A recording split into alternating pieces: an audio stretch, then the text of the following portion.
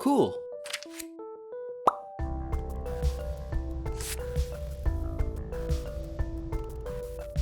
Hey everyone, welcome to Make Anything. I'm Devin, and as you can see, we've got things set up for some 3D pen models today. On my right, we have the 3Doodler Create Plus, the new 3D pen from 3Doodler. And on the left side, we've got a ton of ABS filament. And it's a bit unusual that we use ABS because I tend to use PLA for just about every 3D pen thing, and 3D printing too for that matter. It's nice, it's biodegradable, it doesn't smell bad, it's easy to work with. ABS has its advantages. It's a little bit stronger, a little bit more flexible than PLA, but it does have a bit of that chemically melted plastic smell that I try to avoid. And it also takes a higher temperature to melt it down, which means it also cools down faster and may not be as good for freestanding structures when it comes to 3D pen models. The reason we need ABS today is because I want to try something that I've been meaning to try for a long time, and it could be really cool. And that is, we're gonna try acetone smoothing a 3D pen model. You may have already seen some videos where I use acetone smoothing to make really shiny, smooth 3D prints, but I've never seen anyone actually try it with a 3D pen model, and I'm curious to see how much of an effect it will have. I think this has the potential to be really cool because we're working with a lot of colors, and when they get smoothed together, who knows how exactly they'll blend or how much things will get smoothed out. It's an experimentation day, so we're just gonna try it and see what happens. Today we're gonna make some bugs, which I know I've done before, but I'm a big fan of bugs and it's fun making them larger than life. And they're also pretty colorful sometimes, so it'll work well for this experiment. My initial idea was to make some beetles, since they've got these hard, shiny shells that should be ideal for smoothing out. But as a little bit of practice, I'm gonna first do the request of one of my patrons, Emily, and make a dragonfly. So we're actually gonna start off with PLA, just so that we can make some clear wings, since 3Doodler didn't give me any clear ABS. So we're gonna go ahead and just make the wings out of PLA, and then we'll switch to ABS for the actual smoothing parts. We'll go ahead and purge the pen until it's just clear filament coming out, and then I'll go ahead and start by just freehand drawing some dragonfly wings. So I'm gonna start with the outline, and dragonfly wings kind of have these two sections, so I'll draw the smaller section as well. And of course, dragonflies are symmetrical, so I'll draw two pairs of each wing mirroring each other. It helps to draw them right next to each other like this, that way you can try to get them as close to each other as possible. To fill these in, you can see I'm doing a kind of scribbly fill instead of just trying to create straight, smooth lines. And what this is gonna do is create a cool effect that kind of mimics the really tiny cells that are in the wings of insects like this dragonfly. So it's all these little tiny bumps, and that's gonna create this cool texture. Here's what it looks like finished up, and as you can see, for one thing, this filament is really nice and crystal clear, and also that scribbly technique does look really cool and scatters light in an interesting way. So now we're done with the wings, let's go ahead and switch to ABS mode, and I'm gonna start off with the base using this glow-in-the-dark ABS, just for a little added excitement. So as usual, I'm gonna start by drawing the profile of the bug. So we've got this long side view, and then I'm gonna go ahead and add a little bit of support down the middle, and then I'm gonna start adding some thickness by drawing these walls and then filling those in. For the larger part of the body, I created this little cross section that I can connect using a little glob of hot ABS, and then I can build on top of that. So from here, I'll do the light wireframe structure, kind of like a spider wrapping its prey. And I'm just gonna keep doing that, and then from there I'll fill it in with a more solid fill. This is the same technique I've used for many of my 3D pen projects, and if you go to makeanything.design, I have an article all about this technique and how you can use it to draw just about anything with a 3D pen.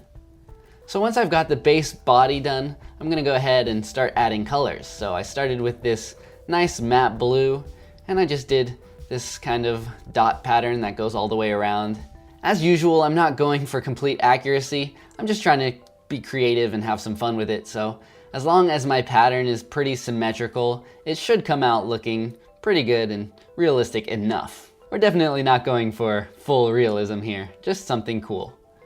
So I'm gonna do some purple next and kind of have that bordering the blue parts, hoping that the acetone will blend them together in a way. And then from there, I thought I might use some neon color just to give it a bit of an accent. So I'm gonna go with this neon orange and just put some small accents here and there.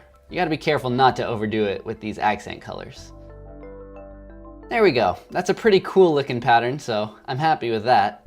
Let's now just go ahead and draw the head, if you noticed that was missing. So once again, I'll draw the profile of the head, and from there I'm just gonna build up these giant bulbous eyes that dragonflies have. So I started with those and realized they had to be a lot bigger. So then I just went on top of that, and I'm moving really slowly for these eyes so that I can get thicker lines and try to get a more smooth shape. Of course, nothing's completely smooth with the 3D pen. That's why we're gonna try this acetone smoothing technique in the first place. So there's the head, and now I'm just gonna go ahead and use a little bit of extra glow filament to stick the two together. So when you've got separate bodies like this, oftentimes it's easier to draw them separately first and then connect them together once you've done most of the detail work. Great, so I've got the head, I've got the body. These are the parts that I want to smooth out. So what I'm gonna do is drill a small hole in an inconspicuous area, and then I'm gonna use that to stand my dragonfly body on top of a bamboo skewer. I'll also drill a hole in this scrap print and use that as a little stand for my part so that I can stand it inside of my acetone smoothing chamber. I'm gonna use the same process here that I used to acetone smooth ABS prints in the past. I've got this glass container and it's lined with paper towels, and I'm making sure that all those paper towels get soaked with some acetone. Then I'm gonna place that on top of this shallow tray filled with water, and that's gonna create a liquid seal that makes sure all the acetone stays in there. As always, I kind of underestimated how much water gets displaced, and I've got a bit of a leak going, but that's not a big deal. And we're just gonna leave this model in here for about an hour and see what happens after that amount of time. Here it is 1 hour later, and you can see that it's definitely not super smooth yet. It's got a bit more of a gloss to it. It kind of just looks wet. But as far as smoothing out the lumpiness of the 3D pen, not too much happened yet. So I'm gonna go ahead and add some more acetone and put it back in there for another hour. And this time I'm gonna set it all on top of my TiVo flash with the bed set to 70 degrees Celsius, hoping that'll speed up the process a bit. What could go wrong? So here it is an hour later, and well, here's what went wrong. The whole thing just ended up collapsing on itself. So it turns out that with this amount of acetone and maybe the heat, things got really floppy, and now the plastic is kind of spongy. It's all a little bit flexible, but it also kind of bounces back into place, and it doesn't completely deform. It's a really weird consistency. Still, I was able to kind of smush it back into place, so I'm gonna change the angle a bit and try to get some different coverage. And since we're testing things out here, I'm just gonna keep doing it. Things aren't looking great, but you know what? I'm just gonna keep smoothing it out more and more and see how much of an effect I can get. Because this model is just so floppy and keeps warping, I tried a slightly different setup using some floral wire to create these little stands, and that'll let me lay down my dragonfly in this sideways orientation, so hopefully it won't warp quite as much. Alright, so things aren't working out quite as well as I hoped with that dragonfly. It's getting a bit glossy, but it's not really smoothing out quite yet. So I'm gonna keep trying to acetone smooth that, but in the meantime I'm gonna start working on our beetle. I think we're just gonna make one big one, but I'm gonna go ahead and use this bowl to get the curvature of the wings. And I think we're only gonna try to make the wings shiny with this one because I'm gonna do a little bit of extra work. So my theory is that I can first do the inner part of the wing with PLA plastic. That way it won't deform under the acetone like the dragonfly is doing. And on top of that hard shell, I'll put some ABS, a pretty thick and solid layer. And then I can go ahead and sand that down and then acetone smooth it. And maybe it'll actually turn out looking really nice. It's worth a shot. Before we get started on this beetle, I'm gonna go ahead and swap out the nozzle on my 3Doodler Create Plus. I've got this little nozzle kit, so I'm gonna go ahead and change out the standard nozzle for this larger one. That should help me get a thicker line and just fill things in quicker, since I'm kind of just trying to create a base here to work up from. So hopefully that'll help a bit. I'll use some hairspray on the side of the bowl here to help get things to stick. And once that's dry, I'll go ahead and start drawing my wings. I'm using this cool sparkly PLA. As I said, I'm using a PLA base, and then I'm gonna put ABS on top of that to hopefully have things warp a little less. So again, I drew two halves side by side, and now I switched to ABS, and I'm gonna use that glow filament again to get my base here. So I'll just go ahead and cover the entire thing with that glow, and then I'm gonna start adding more colors on top and just trying to come up with some kind of interesting, colorful pattern. This isn't really based on any real beetle. I just wanted to come up with a crazy pattern. So I'm using all these kind of secondary colors, some teal, some purple. We've also got some red and yellow on there, so a good variety of colors. I'm probably gonna sand most of this away, but my hope is that some little flecks of all the different colors will stay in certain spots and just make things look interesting. That nozzle kit also comes with this smoothing tool, which just sticks on top of the standard nozzle. So I'm gonna see if I can use that to at least get things started when it comes to smoothing this out. But it didn't really work too well. So this doesn't get hot enough to do any real smoothing.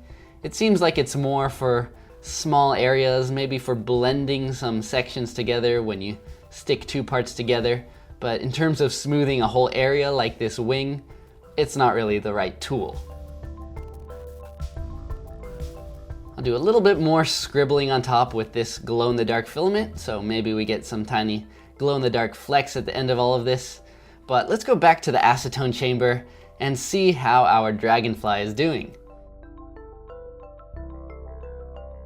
Well, as you can see, the dragonfly didn't deform so much this time, but it also hasn't smoothed that much either.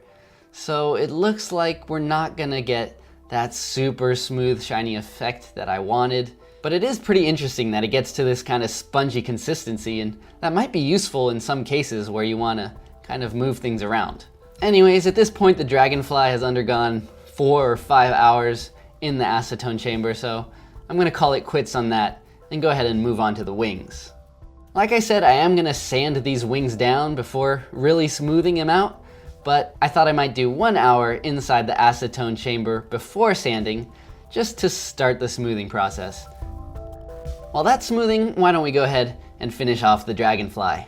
I'm gonna attach the wings now, just using some more of that clear PLA filament and just making sure to get a nice thick hot blob on there and kind of squishing it down.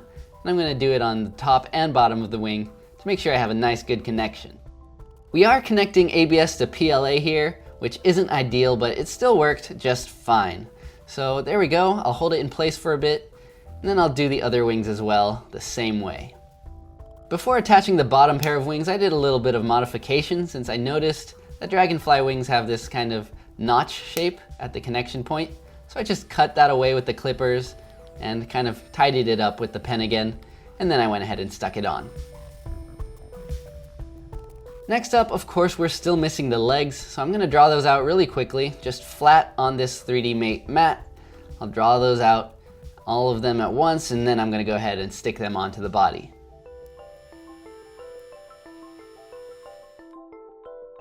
Attaching the legs is pretty much the same as attaching the wings, although I did learn this little neat trick where you can kind of use the nib of the pen and heat up the joints so that you can kind of readjust the legs like that.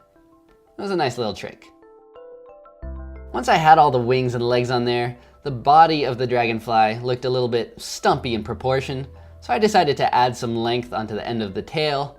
It doesn't really matter that it's not acetone smoothed, since it didn't make too much of a difference to begin with. I'm also going to add a few more tiny details on top of the wings here, but that's pretty much it. We're done with the dragonfly. I'll show it off more at the end of the video, but for now let's go ahead and get back to these wings. Here they are after being in the acetone for an hour, and just like with the dragonfly, things are very slightly smoothed out. They're more shiny, but it's still not a super smooth, clean look that I'm hoping for. So sanding it is. I'm gonna go ahead and work on this with some 100 grit sandpaper, which is pretty rough. I don't need to use really fine sandpaper here because the idea is just to get an overall smooth look and then really get that total smooth, shiny finish using the acetone. So I'm just gonna kind of work on this and just keep sanding away until we have a really nice smooth surface. Here's the wing after a lot of sanding. And as you can see, things are a lot smoother now. We didn't get rid of all the little indents, but I decided to stop at this point since I already sanded through a lot of the plastic and a lot of the colors that I'd put on there. So we'll just go ahead and move on from here. Let's see what happens when we try to smooth out these sanded wings and see if that makes any difference. Here it is, an hour later, and not much has happened. So in a final attempt, I decided I'm just gonna use this little makeup sponge and apply pure acetone directly onto the wings like this. And if that doesn't make things smooth and shiny, well, I don't know what's going on. I went ahead, I applied layer after layer to both wings, and even then, things didn't change too much. Everything got a little bit darker, the colors are a little less vibrant, but there's not much of a shine. It's really weird, it totally threw me off, and I was thinking maybe this filament isn't ABS at all. So I just took some of the raw filament and put it inside of some pure acetone to see if anything happened. And yeah, after swishing it around for a minute or two, it did start to smooth out and it did start to deform a bit. So it does look like it is actual ABS, but for some reason, it's just not having much of an effect on these prints. So 3D Gloop it is. I decided to switch to 3D Gloop. I showed you guys how this stuff can smooth PLA prints, and it worked out quite well for that. So I'm gonna go ahead and just brush some of the ABS 3D Gloop onto these wings and see what that does. Here's what it looked like after 3 coats of that ABS gloop. It's definitely shiny and smooth, but it also has some brush strokes from that application method, so it's not amazing by any means. Here I'm using my heat gun to slump the plastic on top of a smaller bowl. I wanted more of a curve to these wings, so I decided to do that. And it worked out, although now that this ABS has been exposed to acetone and 3D gloop, once I heated it up, it did have a bit of a weird reaction and kind of messed with the shiny surface. It's got some weird bumps to it. Yeah, things aren't working out exactly as I hoped. In an attempt to salvage my beetle, I decided to just forget the whole smoothing thing. I'm gonna go ahead and draw on top of these wings with some crazy neon colors and kind of take things in a different direction. I just started freehanding and applying all these different neon colors that I had to try to create some wild look. So there's the shell, and now I'll go ahead and make the rest of the beetle. I'll make the wings using the same scribbly fill technique that I used for the dragonfly, since that worked so well. Although I did realize that a better way to create symmetrical wings is to just put one wing underneath the mat that I'm drawing on, and I put that upside down, and now I can trace that and create the second wing and have it be nearly identical. So that definitely is going to help me create better mirror images when it comes to things like the wings and legs and all that. So we've got our 2 wings, we've got the shell, and now I'm going to go ahead and just make the entire rest of the beetle. Once again, I'm using that technique of drawing flat profiles and then sticking them together and filling those in, and eventually I end up with the 3D shape. I'm kind of just gonna fly through this since it's the same process for all these different 3D pen models, but I will say the one thing that I learned is making a slightly larger model definitely takes a lot longer. I was surprised by the amount of time and the amount of plastic it took me to make this larger beetle. I'm gonna make the head of this beetle kind of based on the Atlas beetle, which has those really cool, intense horns on the front of its face.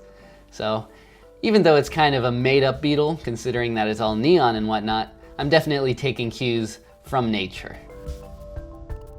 I made the whole body black so that the wings really stand out, but I'm also gonna do some drawing on top of the beetle itself with those neon colors since they look so cool, and I have a feeling it'll look especially cool under a black light.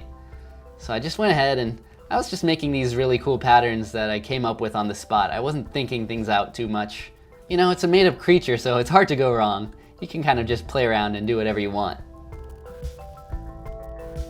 I'll attach the legs after I'm done with the body. Things are a lot easier that way. And a little bit of posing, a little bit of final touches, and we've got a pretty intense 3D model here. This one took me a couple days and it was a lot of work, but it turned out really cool. So let's take a look at our models, starting with that dragonfly. Here he is, perched on top of a cactus in my backyard next to the pond, where I often find actual dragonflies, and you know what, he fits in pretty well.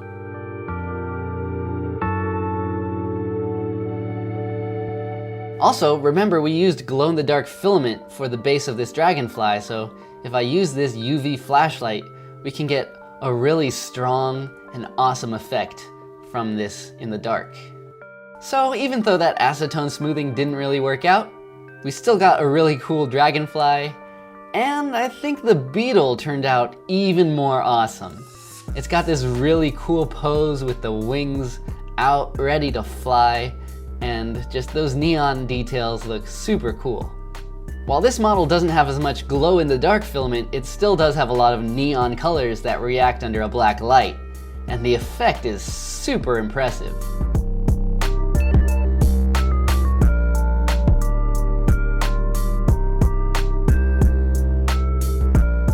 By now I think I've created a lot of really cool 3D pen models, but this one just might be my favorite. Let me know what you guys think in the comments.